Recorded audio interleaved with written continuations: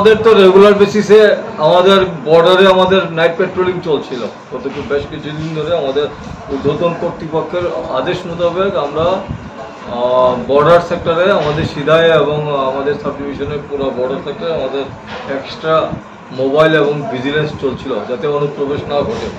তো গতকালকে এইসব পেট্রোলিং চলাকালীন সময়ে 10:30 11টা নাগাদ আমাদের সিধাই থানা পুলিশের কাছে ইনফরমেশন আসে যে কিছু বাংলাদেশি প্রবেশ করার চেষ্টার জন্য কিছু মানুষজন কে ওই আমগাঁওতে গোপালনগর এরিয়াতে কিছু লোকজন আটক করেছে।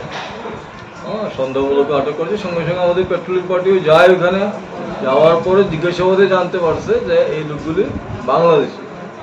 ঠিক আছে, তারা বাংলাদেশে অনুপ্রবেশের চেষ্টা করছিল। সঙ্গে সঙ্গে সিধাই থানার যে পেট্রোলিং অফিসার ছিল উনি তাদেরকে আটক করেছেন। তাদের কাগজপত্র চেক দেওয়ার জন্য বলেছিলেন, কিন্তু ওনারা কোনো কাগজপত্র দিতে পারেননি এবং ওনারা বাংলাদেশের থেকে অবৈধভাবে অনুপ্রবেশ করেছিল এবং এখনও অবৈধভাবে যাওয়ারও চেষ্টা করছিল। তো সেই অপরাধে যখন এটা কনফার্ম হয়েছে যে তারা অবৈধ অনুপ্রবেশকারী, তাদেরকে তখন পিএসএ নিয়ে আসছে ফার্দার জিজ্ঞাসাবাদের জন্য।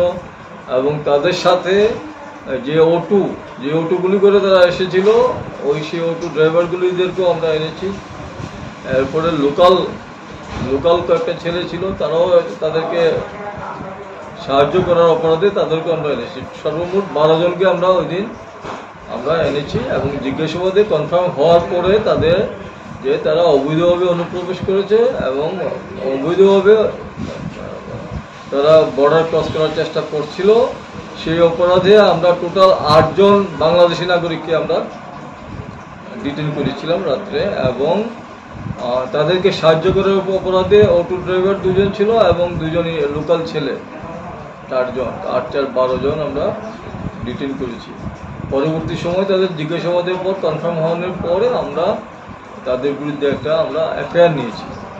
এফআইআরটা হলো যে তারা অবৈধভাবে ইন্ডিয়াতে তারা প্রবেশ করেছে, হিউম্যান ট্রাফিকিং করেছে, তারপরে কনস্পিরেসি করেছে আমাদের ভারতের সার্বভৌমত্বের উপরে তাদের কনস্পিরেসির চেষ্টা, এগুলি আছে। এবং হিউম্যান ট্রাফিকিং, তারপরে হলো তাদের ইলিগালি ইন্ডিয়ান টেরিটরিতে প্রবেশ, এইসব বিভিন্ন ধারা যুক্ত করে আমরা একটা এফআইআর নিয়েছি। তো এইগুলি এখন আমরা তাদেরকে মহামান্য আদালতের নিকট আজকে আমরা তাদেরকে প্রেরণ করব। সেই প্রক্রিয়া বা প্রসিডিউর চলছে।